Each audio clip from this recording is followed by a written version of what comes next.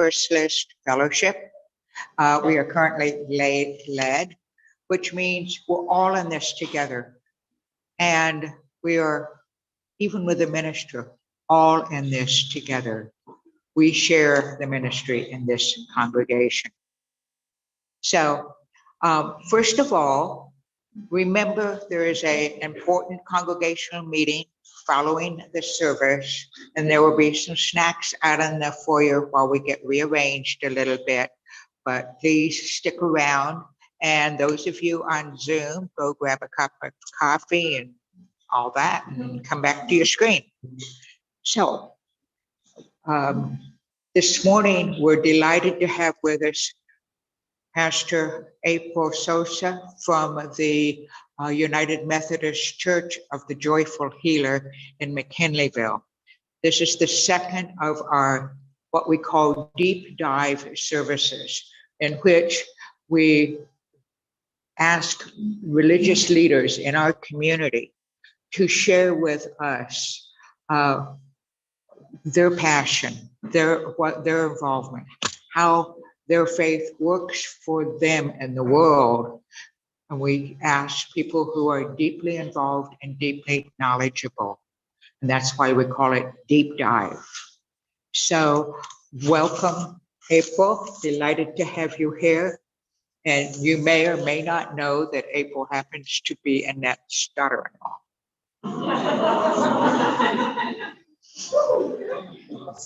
And we are blessed to have Annette with us.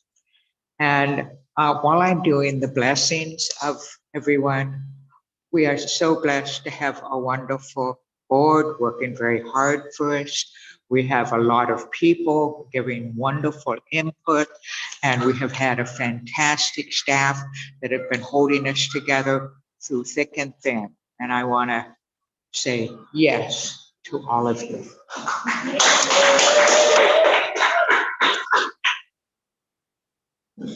So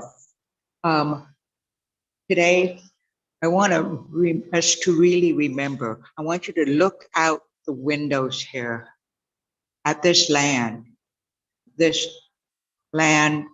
of the ancestral people of the Wiyot people. It was their land. We are the current stewards, and hopefully we are good stewards of that land, and not only acknowledge the Wiyots, but yet to assist them with a small donation, which we encourage all of you to do too. It's called a voluntary honor tax. So let's take a deep breath.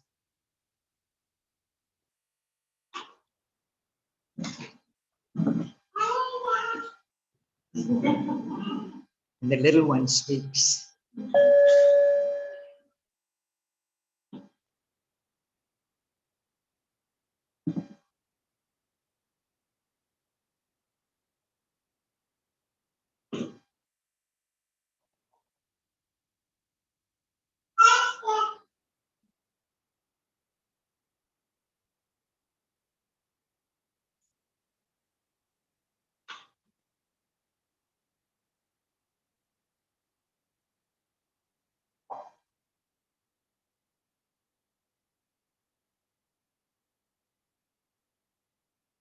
We gather this hour as a people of faith, with joys and sorrows, gifts and needs. We light this beacon of hope, a sign of our quest for truth and meaning in celebration of the life we share together. And now, if you'll join me in renewing our aspiration, which you will find on your order of service or on the screen for those of you joining us on Zoom. May love be the spirit of this fellowship. May quest for truth be its sacrament, and service be its prayer, to dwell together in peace, to seek knowledge and freedom, and to help one another in fellowship. This is our aspiration. And And now the choir has a treat for us.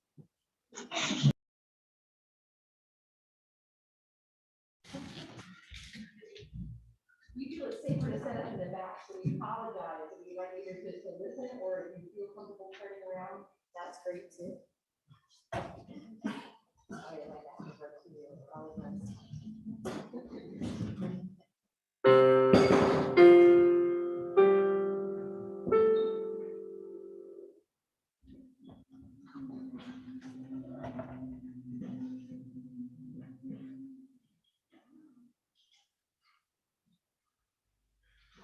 My life goes on in endless song above earth's lamentation. I hear the clear, though far off hymn that hails a new creation. No storm can shake my inmost calm, while to that rock I'm clinging, since love is Lord of heaven and earth.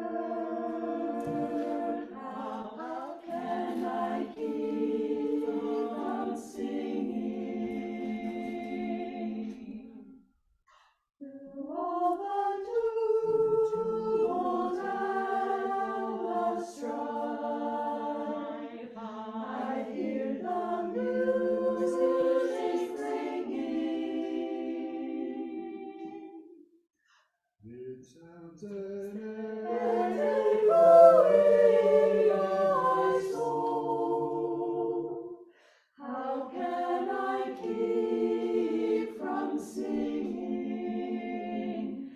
No storm can shake my inmost calm, while to that rock I'm clinging, since love is Lord of heaven and earth. How can I keep from singing? Ooh, no storm can shake my inmost calm, while to that rock I'm clinging, since love is Lord of heaven and earth. How can I keep from singing? How can I keep? How can I keep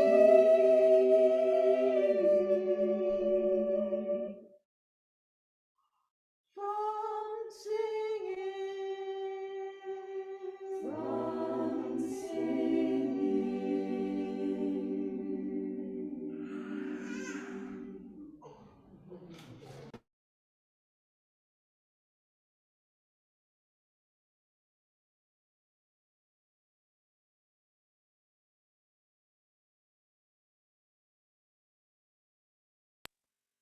She's going to have to talk real loud because the kids are all out there.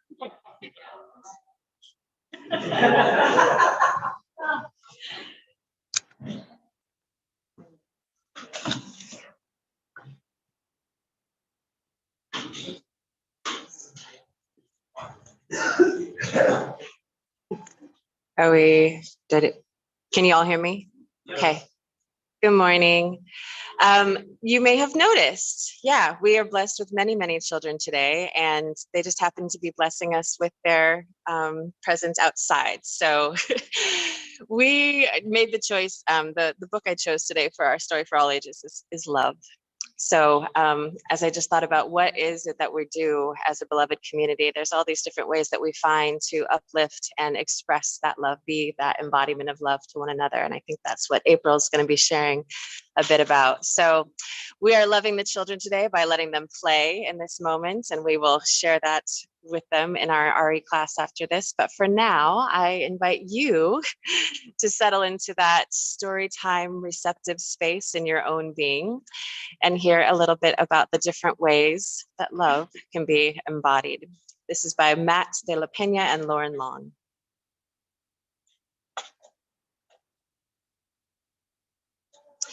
In the beginning, there is light, and two wide-eyed figures standing near the foot of your bed, and the sound of their voices is love. A cab driver plays love softly on his radio while you bounce and back with the bumps of the city, and everything smells new, and it smells like life. Love, too, is the smell of crashing waves and a train whistling blindly in the distance, and each night the sky above your trailer turns the color of love. In a crowded concrete park, you toddle towards summer sprinklers with older kids, while older kids skip rope and run up the slide. And soon you are running among them, and the echo of your laughter is love. On the night the fire alarm blares, you've pulled from sleep and whisked into the street where a quiet old lady is pointing to the sky. Stars shine long after they've flamed out, she tells you. And the shine that they shine with is love. But it's not only stars that flame out, you discover. It's summers too, and friendships, and people. One day you find your family nervously huddled around the TV, but when you ask what happened, they answer with silence and shift between you and the screen. In your dream that night, you are searching for a love that seems lost. You open and close drawers, lift cushions, empty old toy bins, but there's nothing. You wake with a start in the arms of a loved one who bends to your ear and whispers, "It's okay, it's okay, it's love." And in time, you learn to recognize a love overlooked, a love that wakes at dawn and rides to work on the bus, a slice of burnt toast that tastes like love. And it's love in each deep crease of your grandfather's face as he lowers himself onto an overturned bucket to fish. And it's love in the rustling leaves of gnarled trees lined beneath the flower fields. And it's love in the made-up stories your uncles tell in the backyard between wild horseshoe throws. And the man in rags outside the subway station plays love notes that lift into the sky like tiny beacons of light. And the face staring back in the bathroom mirror, this too is love. So when the time comes for you to set off on your own, heavy winds will sweep past your building and great gray clouds will congregate above. Your loved ones will stand there like puddles beneath their umbrellas, holding you tight and kissing you and wishing you luck. But it won't be luck you'll leave with, because you'll have love. You'll have love, love, love. Mm.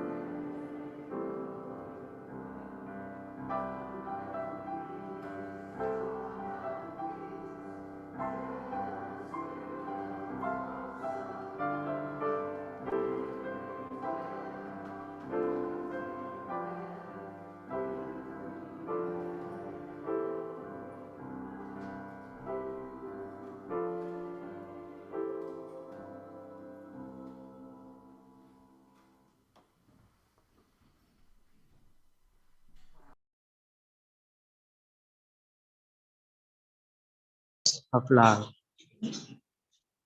And may we be that to those gathered here and those far away.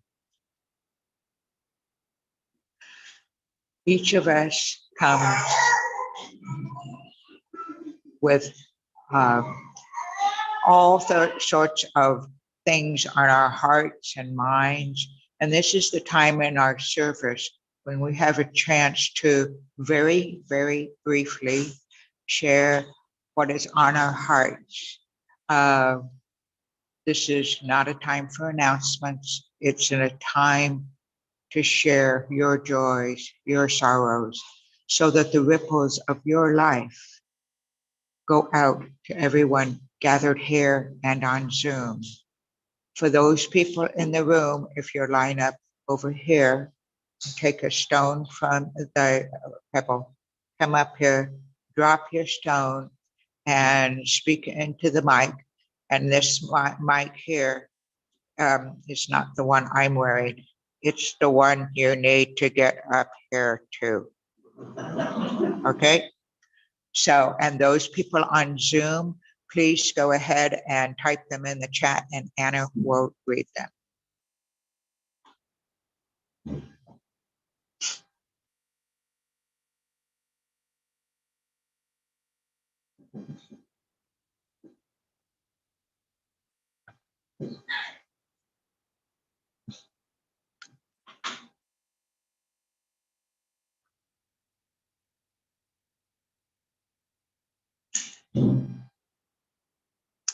I'm Kate McLean, and I'm dropping a pebble in honor of our beloved elder, Ed Uwecki, passed away Friday night, and apparently he passed away in his sleep, gently.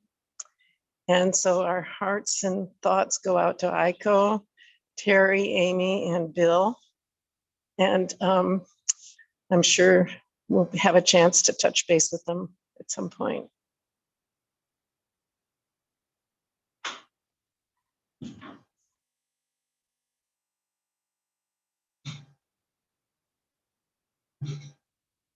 I'm Ann Kilby, and this stone is in honor of a longtime friend of our household who is now in the Buddhist parlance in the bardo, Lance Lister. We miss him. We wish him well. Thank you all.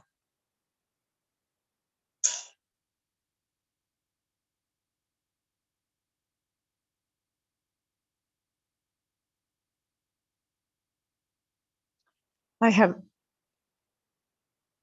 two stones. One is for my sister, my sister Joan, who had a stroke a week or so ago, and then just recently had a seizure, and so she's in rehab, and this is for her and her whole family. And this is for my closest friend, Mara Keller, who got the full prognosis on Wednesday of terminal uterine cancer. And so it's also for Cindy and me. This is a lot. And I can't tell you, I don't get up very often to drop pebbles, so I get the fullness of how important that is for me today.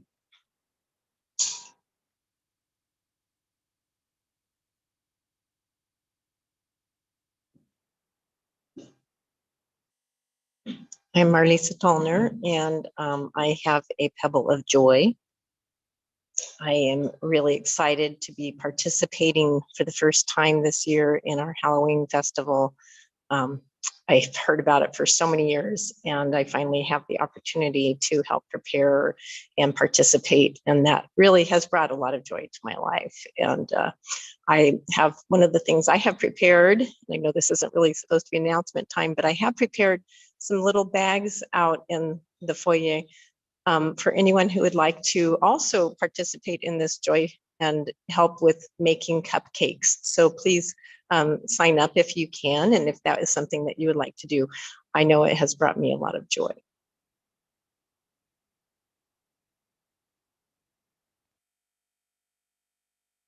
Hi, I'm Elizabeth. These are multiple stones of gratitude because it takes many people to make such beautiful music together. So thank you, choir. And I don't say it enough. A huge shout out to my wonderful partner, Stephen Casso, who enables me to do things like this and willingly, mostly, follows me wherever my music and my multiple demands of all the obligations take me. So thank you. I love you so much. Thank you. And a final thank you to my friend Debbie Cooper, who is also our amazing president right now, who is taking me away from all this for 3 days to go on a wellness relaxation retreat. So thank you.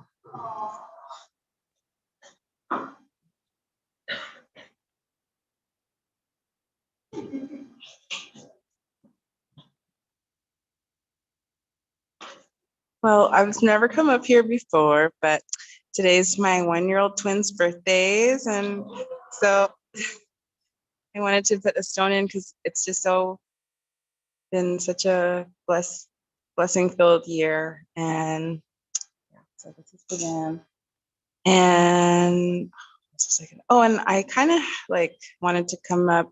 It came to me in a dream that how grateful I am that they're to come to a place of spirituality that's so accepting. And I've just had so many experiences, like really feeling called to be a part of churches before, and then I'll come so far, and then there's like these unwritten or written rules that are expected of me to let go of other beliefs. And so, I'm getting to know the people, but the faith feels so inclusive, and that's really important to me. Thank you. Thank you. And that is from my friend Melissa, who has been such a backbone and tower of friendship, and who I love to sing with so much.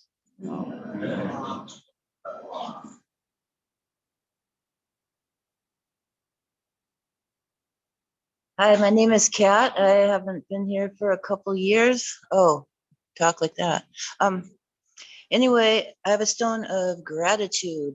My son was living in Florida, and the mother of his kids had them, and he got word that she was no longer able to really care for them. So he bounced back here within the last 2 weeks, and gratitude to the forces, he found a nice house to stay. He started moving in yesterday, and the kids are back here under my accessibility. And I just am so thankful for the house and the wonderful communities. They're all out there playing, having a good time. Just good to bring them back to this community. Much gratitude.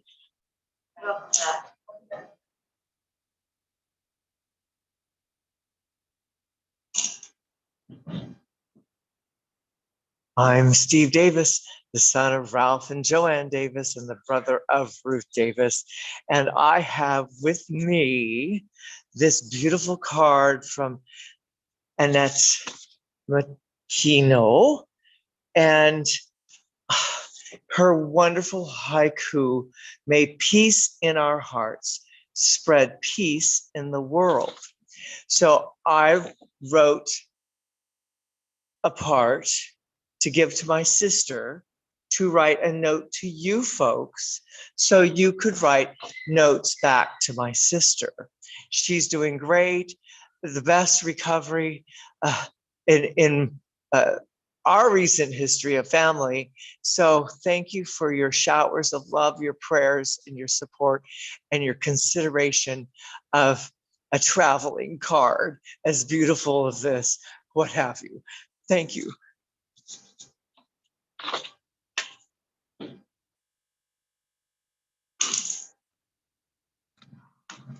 I'm Bert Taylor, and I am so pleased because my son, my firstborn and only son, is visiting me for several days, and he is doing work. He's doing chores for me. I am one of these old ladies that lives all by themselves and has things that need to be done, and either she does them or they don't get done. And so he's catching up with that for me. So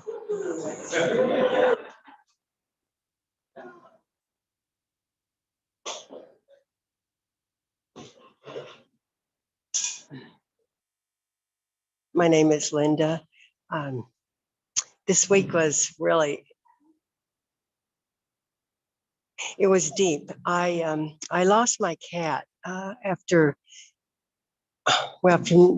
it wasn't just a cat, it was my buddy. And when I took him in for something to the vet, they told me there was no point in treating that because he had cancer. And they wanted to put him down right then. And I just couldn't do that. And I took him home and I decided that I would keep him at home until he passed. And I had done home care, so I knew something about watching people die, but it was a little bit different watching my cat go down. I had pain medicine and I was monitoring him. But it was an interesting week. It took about 5 days and watched him just kind of decompose. And it was a combination of joy and sorrow. And most of the time it was really sorrow because it was just really deep to watch him pass. And no, there was nothing I could do. I just had to surrender. And those waves of sorrow, and then there would be some joy, and I would think I'm done with the sorrow. And then it would come back again. And it was like a week of up and down. And the funny thing, I would swaddle him and put him in a chair and think this is it. And when I wake up, he's going to be gone. And damn if he didn't get out, and he would go somewhere and I'd have to find him. And then I'd swaddle him again. And the last day when I swaddled him, I was sure that was it. He would be gone in the morning. And I got up to go get him in the chair, and he was gone. And I found him, he'd walked across the room and he was under a desk. He had to do it his way. But it was a deep dive in seeing what joy and sorrow, how it meshes together. And I don't know that I would do that again. I don't even know if I'll get another animal, but I tell you, I miss him. I miss that little, I miss it. You know, I feel him coming around and talking to me. And it was a deep experience that I will never forget. And I'm sure some of you who have animals can identify with how deep that joy and sorrow is. Well, I made it through with coffee and chocolate and some help from my friends that I called for support. So it was a high based upon all of that. And it was, that was part of the joy, was knowing that I could survive with those things.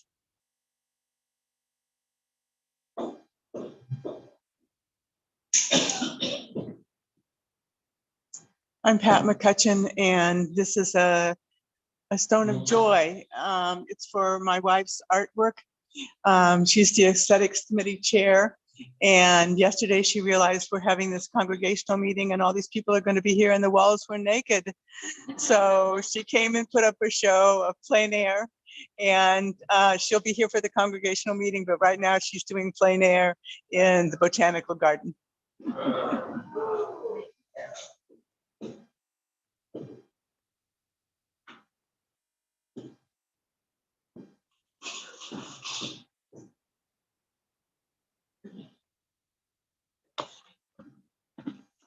Hi, everybody.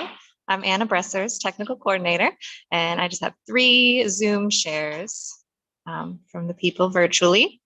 We have Archie and Sue, who say our hearts are heavy this morning. We have lost another longtime friend and send love and thoughts for strength for Aiko Ueki and the Ueki family. Ed passed peacefully in his sleep at home on Saturday morning, October 15th. The Uekis have been Huff members for many years. And Kristen Cooper, currently blessed to be nursing a healthy 7-week-old baby girl. Robin Eve, born August 24th at Mad River Hospital, and prayers for my dad who has ongoing health problems causing chronic pain. And one from Tom Lewis. This stone is for all those who are still being affected by COVID, especially Anna Mae Botley, who is strong and only mildly affected by this potent little viral bug. That's all for today. Thanks, guys.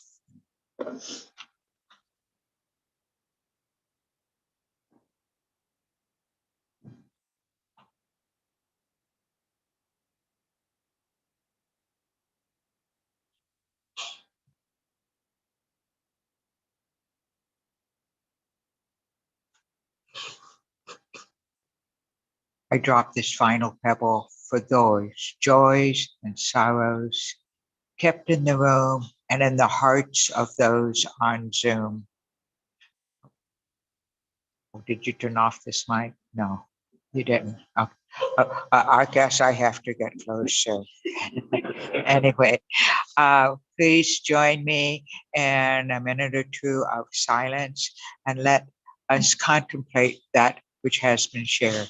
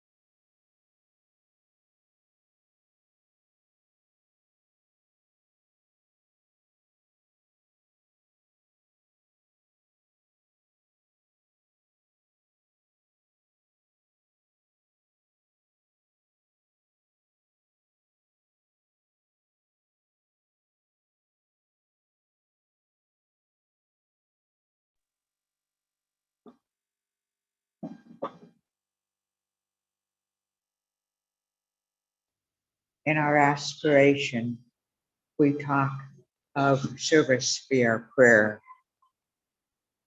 And I want to share because it's hard to walk, talk.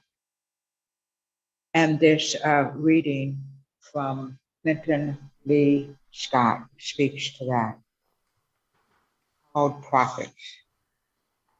Always it is easier to pay homage to the prophets than to heed the direction of their vision.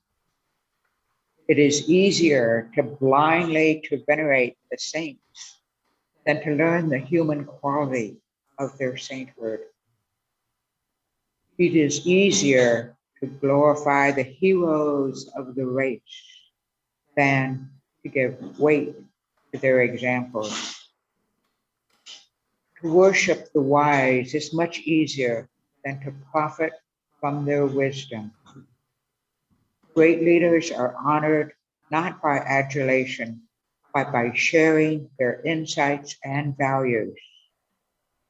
Grandchildren of those who stoned the prophet sometimes gather up the stones to build the prophet's monument. Always, it is easier to pay homage to prophets than to heed the direction of their vision.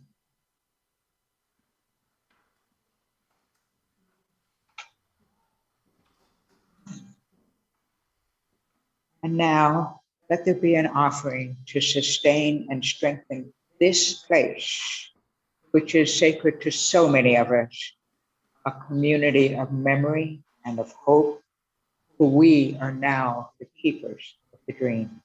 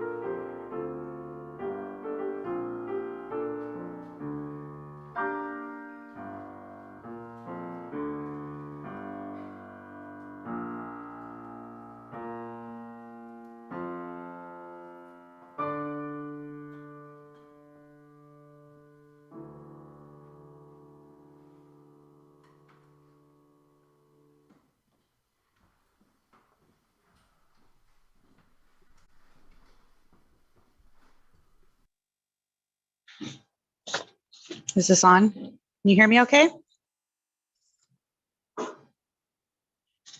Good morning. Like Bertie said, my name is April Souza, and I am the pastor of the Church of the Joyful Healer in McKinleyville. I am Annette Hull's daughter-in-law, and actually I have an interesting or a unique connection to this church. I was actually married here 23 and a half years ago. We actually brought my Methodist pastor here, and we married here. So it was a really great joining of our two faiths. So that was awesome. So I want to thank you all for asking me to be here today. I was asked to come and share a little bit about myself, my faith, and how I serve in the community. And I was also told that your kind of message time is usually around 20 to 25 minutes. And I hope I talk that long, because if you don't know, Methodists like short, and I mean short services.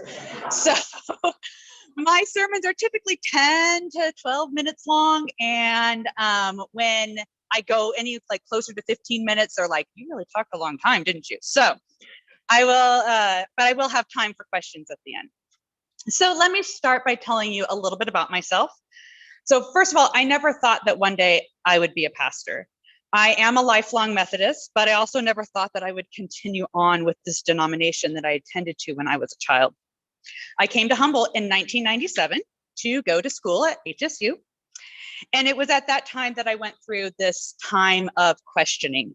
I pretty much denied who God was, who he was to me in my life. But I continued to pray every single day. I didn't go to church for 7 years. And during that time, I explored different religions, Buddhism actually appealing the most to me at that time. It wasn't until I had young children that I started to think that I not only wanted to go back to a church life that I knew well, but I also wanted to expose my children to church as well. Not because I wanted to force them to do anything that they would maybe later regret, but rather to give them some information so that one day they would make their own informed decisions. So I went through a series of church hopping, trying out different churches around the area. I came to this church several times, and I've actually played with Annette here many, many times as well. But the first 6 churches that I went to with my children were non-denominational churches. And I told myself that I was not going to be a Methodist. Yeah, good thing that really worked out. So then one Sunday I went to the Arcata United Methodist Church, which actually was not a good fit for me. But it was there that I found out about the Church of the Joyful Healer. And that was nearly 18 years ago. What drew me into the Church of the Joyful Healer was partly the pastor at the time.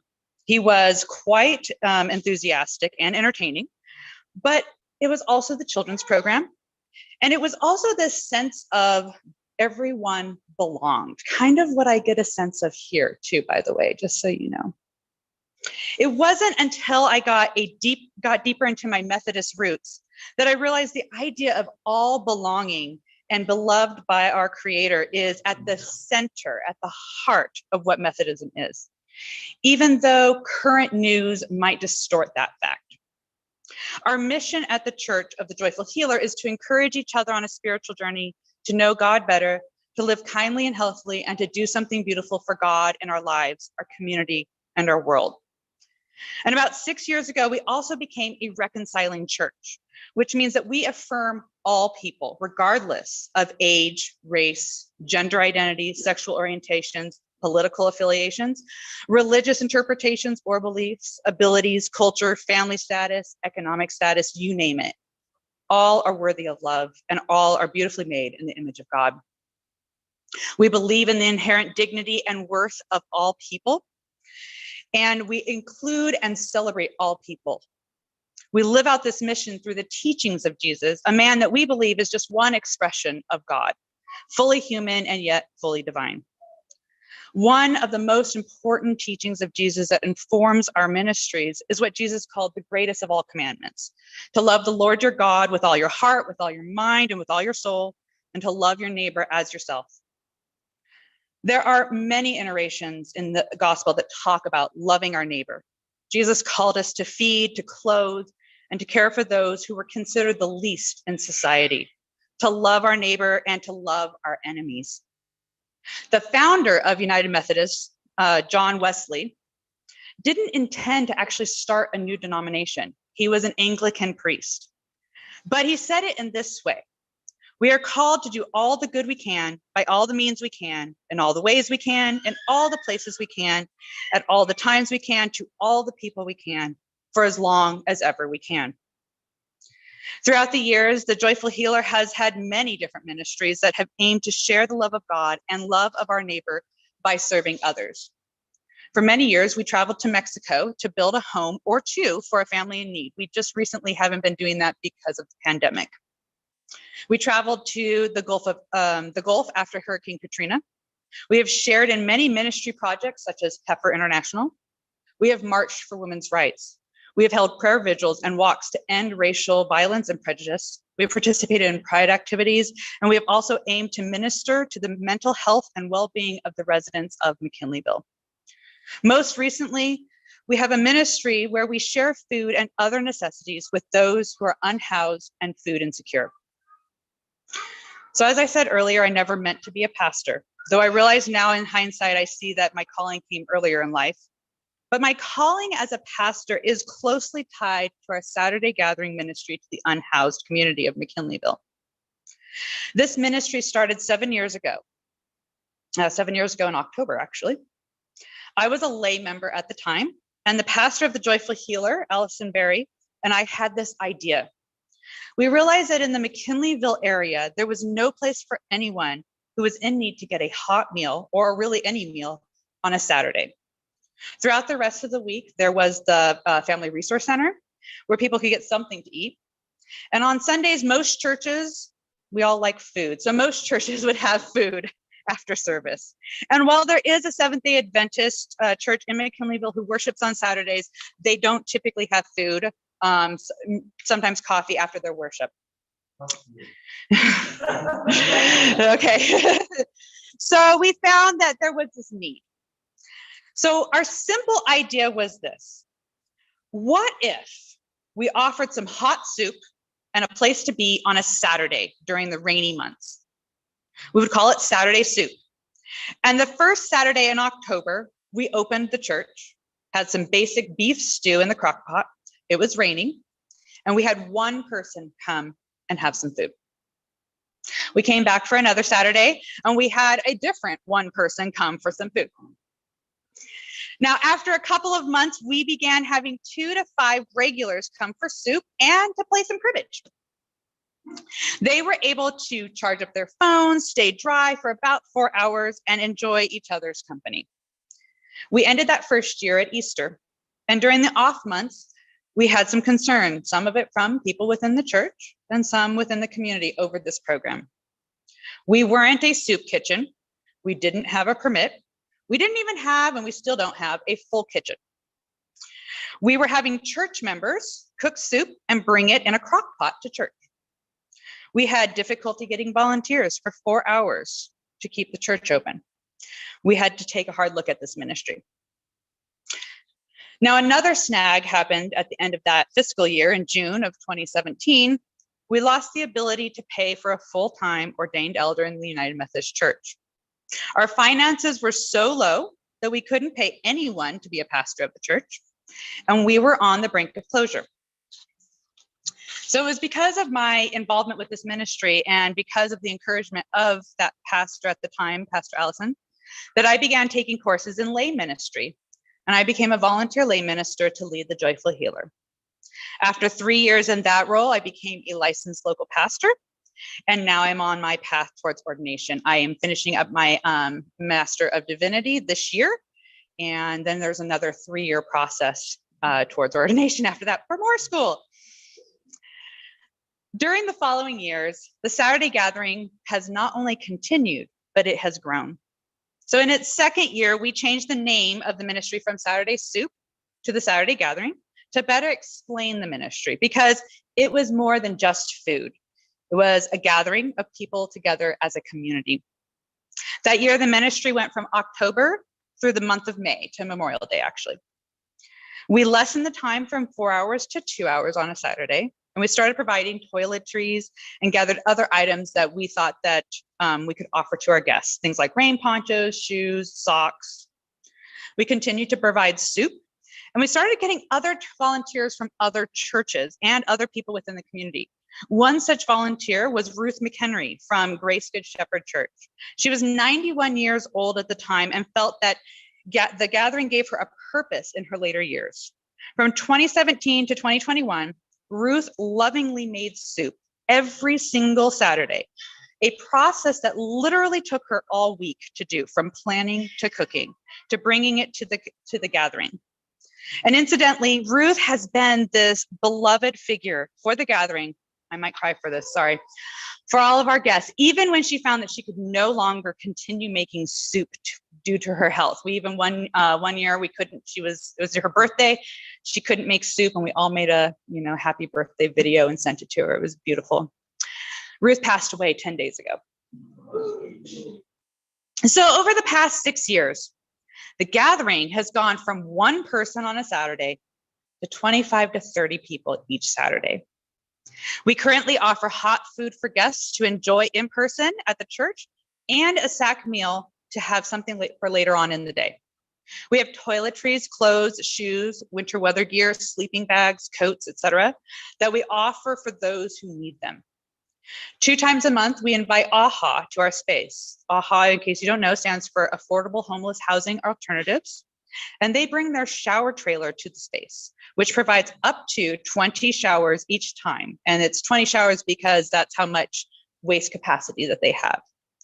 The past several months, or actually we had around 8 to 10 people who would take showers. In the past several months, we've been maxing out on showers. It's amazing what something so simple as taking a shower means to people. And we were able to continue this even throughout the pandemic, where cleanliness was of the utmost importance to those guests that we take care of. It costs about $300 per Saturday to bring the shower trailer out, just in resources by AHA. And recently I was able to secure a grant through McKinleyville Area Foundation to help support that trailer to come out for 6 additional months. We also provide bus passes, and we have a relationship with the local laundromat where we offer laundry vouchers, good for 1 load of laundry, wash and dry. And one of the things that we have realized over the past few years is that we want to provide more and more resources for those in need. We realize that we have so much that we can give, but we also realize that we have limitations. Mental health problems are high in Humboldt County in general, and the unhoused community is no different. But we are ill-equipped to handle the mental health battles of many of our guests. We also cannot address much of the actual housing needs of our guests. Many of our guests are on lists for Section 8, as well as the Home Key program, but those lists are long and there are many, many hoops to go through. We have seen a number of our guests become housed thanks to these programs, but unfortunately, each time a guest becomes housed, there is a new person who is homeless or a new guest who comes to the gathering. We, the church, are involved with community organizing, and housing and ending homelessness has been at the core need that we have found in the community and are actively working on. We lost a little bit of momentum, of course, due to the pandemic, but we are finding new momentum here. But housing is a regional and global issue, and we are somewhat powerless in this area. As we extend our hand to those in need, we're also finding that we need to love our neighbor in other ways, specifically our business neighbors. While the gathering does not cause homelessness, there has been an increase of traffic to our church. Many people feel uncomfortable at the church. Many people feel comfortable at the church. They feel this sense of home, and many of the people are unhoused, but the businesses feel that it brings an element that is unsightly and uncomfortable. At times, there are fights in our parking lot. We are, if you don't know where we're located, we are right next to Starbucks and Co Central and McKinleyville Office Supply in the back. So, we have a lot of business neighbors. Garbage is a constant battle.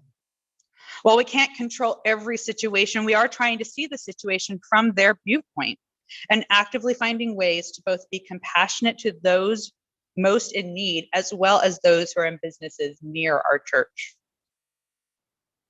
As we go into our 7th year of ministry, we're reminded that each person is worthy of love. Each person is unique. And we may not be able to help each person 100% of what they need, but we can be the hands and feet of Jesus. We can show them love. We can show them that we care. And we can offer something that may ease their pain, even if it's just for a little bit. We don't know how long we will be able to do this for. We continue only out of donations from the community and grants. But we will continue to serve like Jesus and share the love of God in this way for as long as we are ever able to do. So again, thank you for letting me share this experience with you all today. And I want to open this up for if you have any questions of either myself or my church or my ministry. Steve, so good to see you. This is a splendid, wonderful report. So, may God Almighty, with God's love for all, truly bless you and blessings to you and yours, so that your ministry continues to grow and influence all of us to do what we can to give and give again. This was splendid. Thank you so much. Thank you, Steve. Thank you for those words of affirmation. Yeah.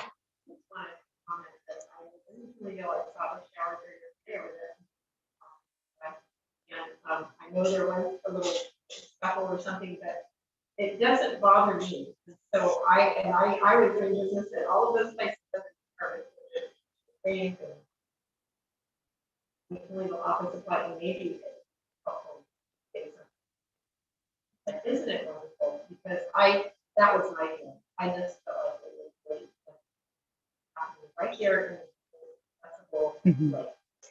Yeah, thank you. And it is one of those things where we are actively trying to have communication with each of the neighbors. And that's kind of, we never asked for permission. We just did it. So it is one of those things where we're like, oh yeah, we didn't really ask you guys if this was okay with you. So we are trying to have active conversation with all of the businesses so that, they know that we understand. And yeah. People are more frequently going to complain. They're going to voice their complaint if they have one, whereas there could be 100 people out there thinking, how wonderful that they don't say it. Right, yes. The loudest ones always seem to be the ones who complain. That is true. Thank you. Yeah. Pastor, how is your relationship with the mother church? I'm just curious how comfortable that is. Thank you. Thank you for asking. Yes. Conversations about the same thing. So he's asking how is the for those of you who are on Zoom, and I realize that you probably can't hear when other people ask questions, how our relationship is with the mother church. So the United Methodist Church, it's very, very hierarchical. So we have our church here in McKinleyville. We're part of what we call a circuit. That circuit's part of a district, a regional area district, and then that district is part of a conference.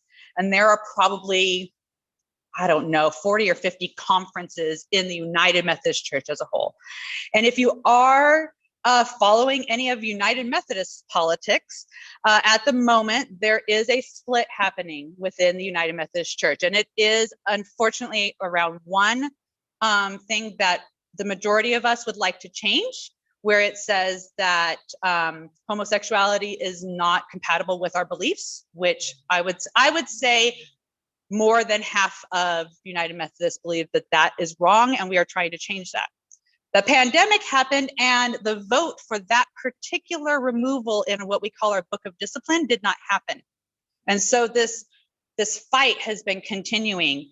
And at this point, there are many churches that are disaffiliating and are moving out, and they're having this new denomination called the Global Methodist Church. I can tell you that the Church of the Joyful Healer, like I said, we became a reconciling church. We became a reconciling church early on, specifically because we wanted all of the members of the LGBTQ community to know that they are welcome and loved in our community. And so we are definitely standing with the United Methodist Church, who wishes to remove that language and move on. We, especially in what we call the Western jurisdiction, which is like Oregon, Washington, California, Nevada, Arizona, Western states, we all very much affirm the ordination of people who identify in that way, and marriage and all of that stuff. And we want it to continue in a positive way. And so we are, yeah.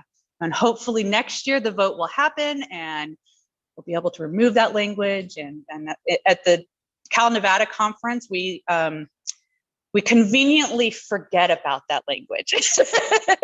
And we ordain elders all the time, no matter what. So yeah, we're a little bit rogue in that area. So Same stuff. yes, thank you. Elizabeth. You mentioned that you done a little bit of searching, in between churches and educates. Also, how does the church address issues of differences in doctrine for each other?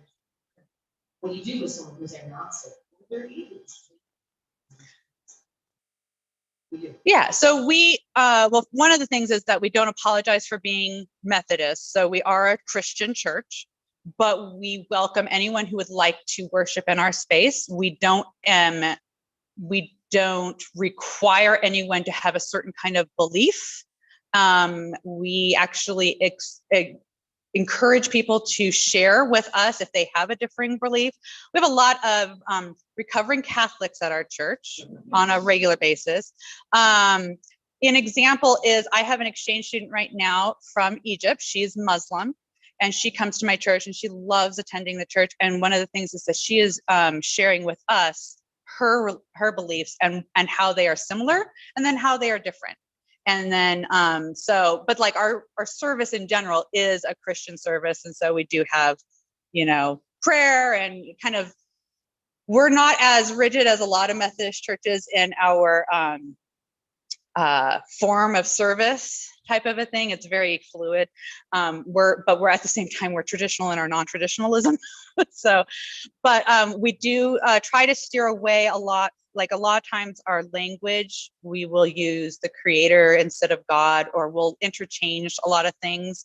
A lot of times we're very cognizant of the fact that a lot of people don't believe in the Trinity, even though that is a Methodist belief, and that's okay too. So we just try to be open to whatever your religious interpretation might be, knowing that all religions have validness and truth. Any other questions? Awesome. Well, thank you. I think I might have spoken long enough. I was told that it was okay for me to offer prayer. So I would like to invite you all in a prayer as we end this time. Loving Creator, we come before you, eager to learn and hunger for understanding. Thank you for allowing this time to share and experience the idea of serving others. Help us to be instruments for good in this world, to those who are in need every day for as long as ever we can. Amen. Thank you.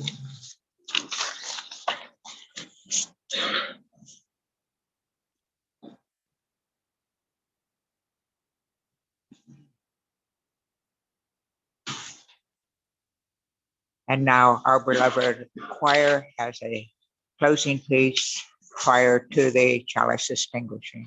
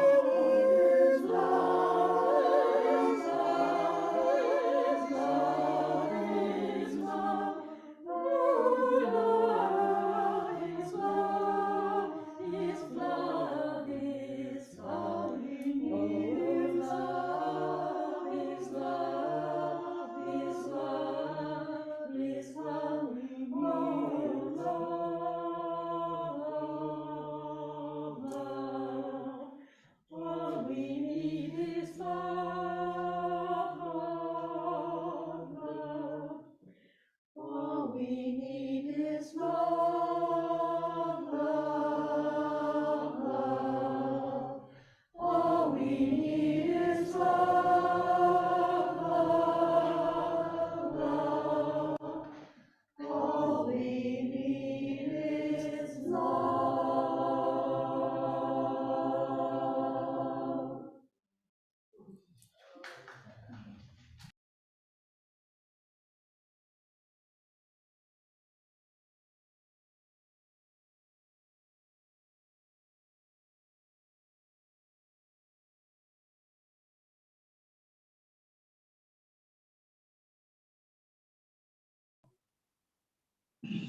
And we will now be extinguishing our chalice, but not the light that burns within us.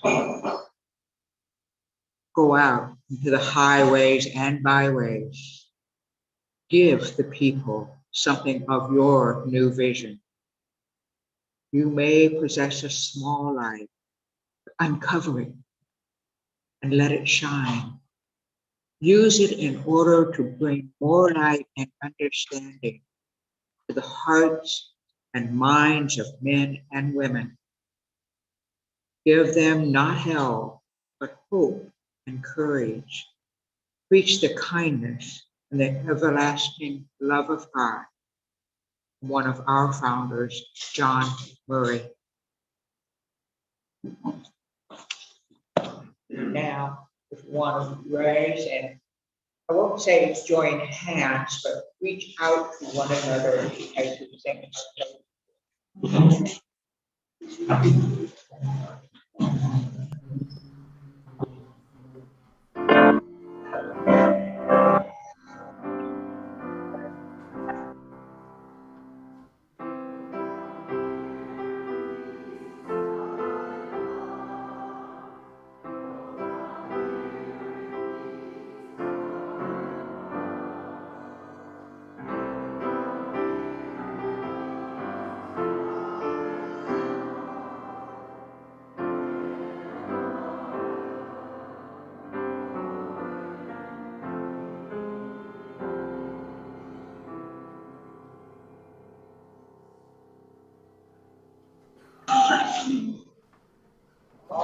Shalom, Shalom, Amen, and blessed be.